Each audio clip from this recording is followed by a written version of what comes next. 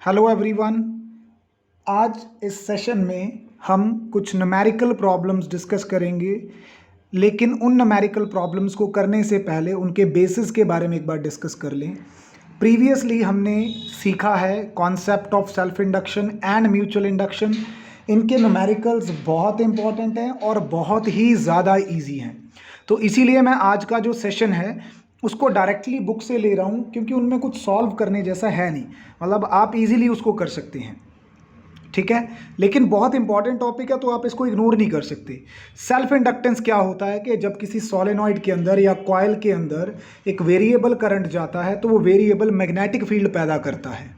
वो variable magnetic field आगे variable magnetic flux पैदा करता है। और इलेक्ट्रोमैग्नेटिक इंडक्शन कहता है कि जब भी फ्लक्स वेरिएबल होंगी तो वो फ्लक्स जिस कॉइल से जाके लिंक होंगी उसमें एक ईएमएफ पैदा कर देंगी। वो ईएमएफ अप्लाइड ईएमएफ के उल्टा पैदा होगा, मतलब वो बढ़ रहा है तो कम करेगा, कम हो रहा है तो बढ़ाएगा, ठीक है। इसीलिए लेंज़ेस लॉ से ही डायरेक्शन देते हैं उसकी भी। इस फिनोमेना को क्या बोलते हैं? Self induction. अगर आपके पास दो कॉइल्स हैं जो पास पास रखी हैं या एक ही कॉमन कोर पे लपेटी हुई हैं, तो वहां पे अगर आप पहली कॉइल में करंट चेंज करते हो तो दूसरी कॉइल में भी एक इंड्यूस्ड ईएमएफ पैदा होगा जो कि करंट को बर्थ देगा आगे, राइट। सेल्फ इंडक्टेंस का फॉर्मूला एक तो phi is equal to L I होता है। अगर ईएमएफ देखें हम तो minus L D I by D T होता है। D I means change in current in time D T.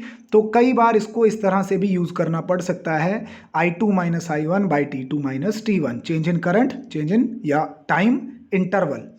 Mutual inductance की बात करें तो phi is equal to M I होता है। E is equal to minus M D I by D T. Again D I by D T means I two minus I one by T two minus T one. अगर तो directly change दे रखा है तो फिर तो सीधी भर देंगे। अगर I one I two initial final values दे रखी हैं तो ये लगा देंगे। किसी लॉन्ग सोलेनॉइड की जो सेल्फ इंडक्टेंस होती है उसके दो फार्मूलाज होते हैं। एक फार्मूला होता है कैपिटल एन के साथ, means total number of turns. एक होता है स्मॉल एन के साथ, means number of turns per unit length. आप दोनों में से कोई भी फॉर्मूला यूज कर सकते हैं। अब स्मॉल एन कैसे निकालते हैं? Capital N by L, number of turns per unit length is equal to total number of turns by length of the solenoid. इसी तरह म्यूचुअल इंडक्टेंस के दो फार्मूलाज होते हैं, कोई एक याद रख लो आप, mu naught capital N one capital N two A by L, या फिर अगर small N one N two ले तो एल साथ में आ जाता है। इंटरकन्वर्टेबल है ये। पहला न्यूमेरिकल लेते हैं। As I told you they are very easy, बस आपको बेसिक चीज़ें समझनी है। What is the self inductance of the coil? Self inductance का न्यूमेरिकल है, एल दिमाग में आ जाना चाहिए। In which magnetic flux of 40 milli weber, milli मतलब 10⁻⁻³ weber flux of unit, sorry unit of flux is produced when 2 ampere current is flowing. I कितना है? 2 एम्पियर। तो अगर फाई पता है और आई पता है तो सबसे पहले वाला फॉर्मूला लग जाएगा, L is equal to 5 by I लगा दिया, 2 इंटू 10⁻⁻² हेनरी आ गया। अगले न्यूमेरिकल में चलते हैं। If the rate of change of current, और ध्यान से देख लो unit with respect to time दे रखा है, सेकेंड इनवर्स है, यानी कि D I by D T दे रखा है डायरेक्टली। और ईएमएफ कितना पैदा कर रहा है? 20 मिली वोल्ट का, मिली अगेन 10⁻⁻3। तो D I by D T दे रखा है और ई दे रखा है। मांग क्या रहा है? What is the self inductance, यानी कि एल निकालनी है। अब एक फॉर्मूला ये भी था जिसमें एल इन्वॉल्व था, ई, और D I by D T पता था। बस यहाँ पे वैल्यूज़ क्या कर देंगे? सब्सिट्यूट कर देंगे। तो let's see, E is equal to L D I by D T निकाल दिया, क्योंकि यहाँ पे वो मैग्नीट्यूड मायने रखता है, तो मैग्नीट्यूड दिया तो नेगेटिव साइन चला गया। एल इज इक्वल टू, वैसे भी एल एक पॉजिटिव नंबर ही आना चाहिए आपके पास, 20 into 10⁻⁻3 divided by D I by D T कितना दिया था? 4। कैंसिल किया तो 5 इंटू 10⁻⁻3 हेनरी, या फिर इसको और इजी वे में एक्सप्रेस करूँ तो 5 मिली हेनरी बच जाता है, राइट। एक ये पंजाब बोर्ड के लेवल का क्वेश्चन है, इसको भी देख लेते हैं। This is also important and some of our student belongs to Punjab board. So an inductor of 5 Henry inductance carries a steady current of 2 ampere। Inductor उसी सोलेनॉइड को या कॉइल को ही बोला जाता है, राइट। वो 2 एम्पियर का करंट कैरी करता है और उसकी इंडक्टेंस कितनी है? सेल्फ इंडक्टेंस कितनी है? 5 हेनरी की। How can a 50 volt self induced EMF be made to appear in the inductor? उस इंडक्टर में 50 वोल्ट की ईएमएफ को कैसे अपीयर करवाया जा सकता है। देखो, जो 2 एम्पियर का करंट होगा ये शुरू से तो स्टडी नहीं होगा। जब आपने बैटरी से जोड़ा होगा, बैटरी से जोड़ने के कुछ टाइम पहले या स्विच ऑन करने तक करंट क्या होगा, ज़ीरो। तो उसको 0 से 2 एम्पियर तक राइज करते वक्त कुछ तो वक्त लगेगा ना, 0 से 2 तक जाते जाते। इसका मतलब उतने टाइम के लिए ये करंट वेरी कर रहा है, 0.1 एम्पियर, 0.2 एम्पियर, 0.3 एम्पियर। तो इस तरह 2 एम्पियर तक जाते जाते इसको कुछ तो टाइम लगेगा।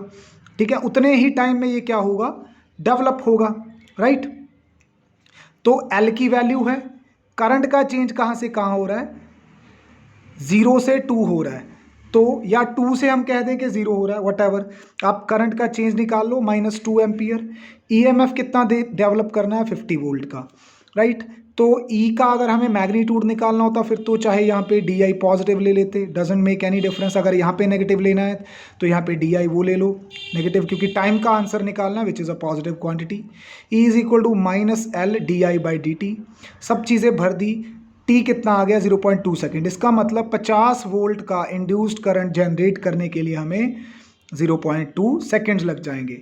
इसकी एक और अच्छी एग्जांपल देता हूँ। आपने कभी देखा अपने घर पे जब आप स्विच ऑन या ऑफ करते हो तो अक्सर आपको स्पार्किंग नज़र आती होगी, कई बार स्विच के पीछे। वो स्पार्किंग पता है क्यों होती है, जब आप ऑफ करते हो या ऑन करते हो आप एकदम से करंट को हाई से लो या लो से हाई, जैसे बंद करते हो तो हाई से लो 0 भेजना चाहते हो, जब ऑन करते हो तो 0 से हाई लेके जाना चाहते हो। तो वहाँ पे जब वो बढ़ने लगती है तो करंट की वैल्यू, तो उसको अपोज करने के लिए जो ईएमएफ पैदा होता है वो इतना ज़्यादा पैदा होता है कि वहाँ पे स्पार्किंग प्रोड्यूस कर जाता है, राइट। अगले क्वेश्चन पे आते हैं। Next question is A larger circular coil of radius capital R has a small circular coil of radius small r। एक बड़ी सर्कुलर कॉइल के अंदर एक छोटी सर्कुलर कॉइल है, are put in the vicinity of each other. Vicinity का मतलब समझते हैं, अगर ये पहली कॉइल है तो इसके अंदर ये दूसरी कॉइल है, उसकी खाली जगह में। If the coefficient of mutual inductance for this pair equals to 1 henry, मतलब यहाँ पे m की वैल्यू, दोनों का जो म्यूचुअल इंडक्टेंस है उसकी 1 मिली हेनरी है। What would be the flux linked with the larger coil when a current of 0.5 ampere flows through the smaller coil। तो जब छोटी कॉइल में, अंदर वाली कॉइल में 0.5 मिली एम्पियर पास करेगा तो बाहर वाली कॉइल के साथ कितनी फ्लक्स जुड़ेंगी। m दे रखा है 1 हेनरी, करंट दे रखा है, फाई ही तो निकालना है, बहुत सिंपल था। m कितना मिली है तो 10⁻³ में कन्वर्ट करना मत भूलना, इसको याद रखना, 10⁻³ आएगा, राइट। करंट कितना है, 0.5 एम्पियर, दोनों को मल्टीप्लाई करेंगे तो कितना बन जाएगा, 5 × 10⁻⁴ वेबर। तो इतनी फ्लक्स वहाँ पे अंदर वाली कॉइल पैदा करेगी जो कि बाहर वाली कॉइल के साथ जुड़ेंगी। When the current in the smaller coil falls to 0, an induced EMF is set up in the larger coil due to decrease in the flux। वो कह रहा है कि अगर, अच्छा ये सेकंड क्वेश्चन इसने पूछा था, when the current in the smaller coil falls to 0, ये जो यहाँ पे 0.5 एम्पियर का करंट था, कहता अगर ये 0 होने लगे what would be effect on the larger coil। जब ये कम होने लगेगा तो लार्जर कॉइल में एक ईएमएफ पैदा होगा, क्योंकि जो करंट कम होगा वो फ्लक्स को कम करने की कोशिश करेगा। तो जो ऊपर वाली कॉइल है सेकेंडरी कॉइल, उसमें जो ईएमएफ पैदा होगा वो इस हिसाब से पैदा होगा कि वो घट रहा है तो घटने नहीं देगा, तो वो खुद बढ़ाना शुरू कर देगा, मतलब अपने अंदर इंड्यूस्ड ईएमएफ को सेटअप कर लेगा उस तरह से। चलिए अगला क्वेश्चन देखते हैं। एक क्वेश्चन यहाँ पे मैं आईसीएसई लेवल का उठाता हूँ, क्या है, थोड़ा सा बस यहाँ पे ट्रिकी है part. A solenoid has a 50 turn पर सेंटीमीटर अलॉन्ग इट्स लेंथ। एक सोलेनॉइड में उसकी लेंथ के अलॉन्ग पर सेंटीमीटर में, 1 सेंटीमीटर में 50 बार तार को लपेटा गया है, ठीक है। अब पर सेंटीमीटर है ना, हमें तो सब चीज़ें मीटर में करनी है या एसआई सिस्टम में करनी है। तो अगर 1 सेंटीमीटर में 50 हैं तो 1 मीटर में कितनी होगी, 5000। 100 से मल्टीप्लाई करेंगे ना 50 को, राइट, ये पर मीटर आ जाएंगी, ओके। देयर आफ्टर कैसे, सेंटीमीटर में मीटर कितने होते हैं, देखो बेटा कईयों को शायद नहीं पता चला हो तो मैं एक बार लिख के बता देता हूँ। तो यहाँ पे अगर 50 पर सेंटीमीटर हैं तो 1 सेंटीमीटर में कितने मीटर होते हैं, 1/100 मीटर। तो ये 100 पलट के किधर चला जाएगा, ऊपर चला जाएगा, ओके। और इसका एरिया ऑफ क्रॉस सेक्शन जो है वो 4 इंटू 10⁻⁻⁴ मीटर स्क्वायर है, राइट। तो जो एरिया है वो मीटर स्क्वायर में ऑलरेडी है। एक चीज़ और बताइए, ये ट्रिकी है। 200 turns of another wire are wound round the first solenoid coaxially का मतलब उसी के ऊपर लपेट दिए गए हैं, सेम एक्सिस। और टोटल कितने टर्न्स लपेटे हैं? 200, यानी कि ये कैपिटल N2 दे रखा है बच्चे, कैपिटल N। ये याद रखना, यहाँ पर सेंटीमीटर था, यहाँ सिर्फ नंबर ऑफ टर्न्स है, यहीं से पहचानना है आपको। अब अगर ये कैपिटल N2 दे रखा है तो हमें स्मॉल n2 पता है क्या होता है, कैपिटल N2/L होता है।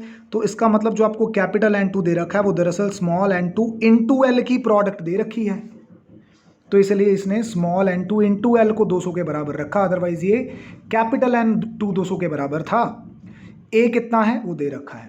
अब इसने ऐसा किया क्यों, स्मॉल n2 L के बराबर क्यों रखा? ये बड़ा चालाक है। इसको क्या करना था, म्यूचुअल इंडक्टेंस का फॉर्मूला लगाना था, which is μ0 N1 N2 A into L। L तो पता नहीं थी, तो N2 इंटू L में कन्वर्ट कर लिया ताकि N2 और L की वैल्यू 200 इकट्ठी भर सके। μ0 होता है 4 पाई इंटू 10⁻⁻⁷।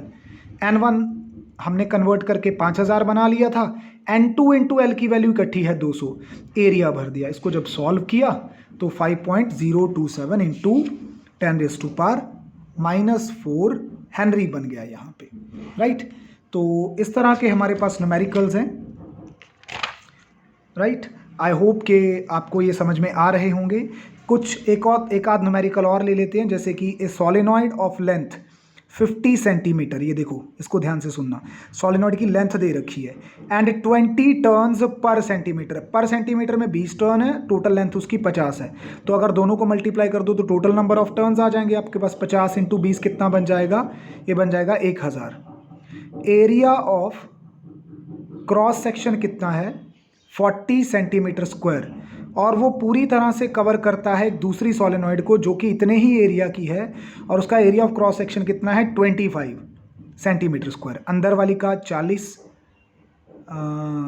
सेंटीमीटर स्क्वायर, ये बाहर वाली है।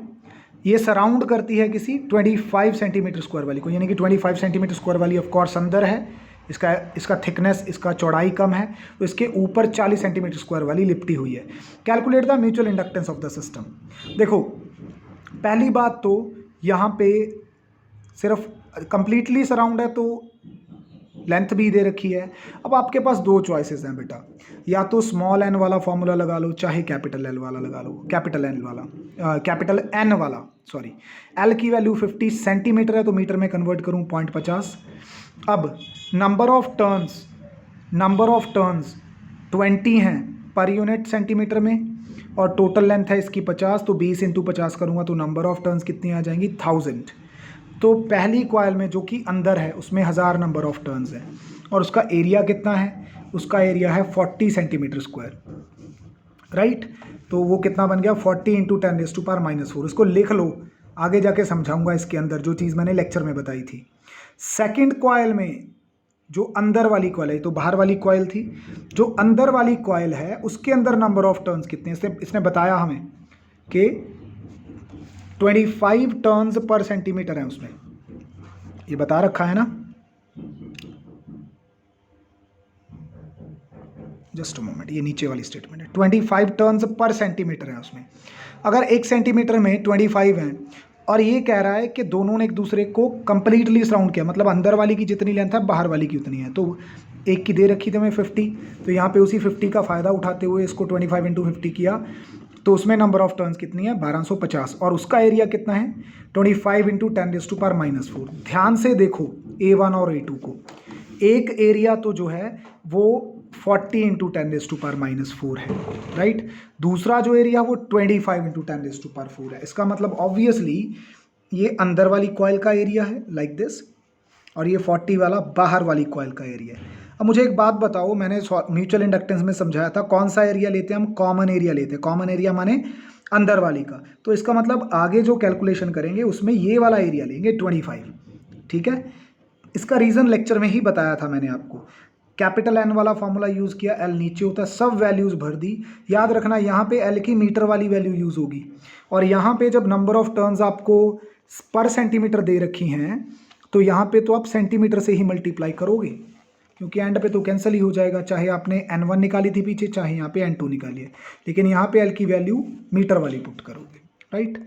तो इन सब वैल्यूज़ को यहाँ पे पुट करते हैं, तो जो आंसर बनेगा हमारे पास वो 7.85 इंटू 10⁻³ हेनरी, या फिर इसको आप मिली भी बोल सकते हैं, 7.85 मिली हेनरी। ओके, तो ये बहुत सिंपल सा टॉपिक था, बहुत आसान सा टॉपिक था, और ऑलमोस्ट हमारा चैप्टर यहाँ पे ख़त्म होता है। एक टॉपिक है, उसका देखते हैं किस तरह से करना है, उसको एसी जनरेटर के साथ करवाना है या उसको अभी कैरी करेंगे।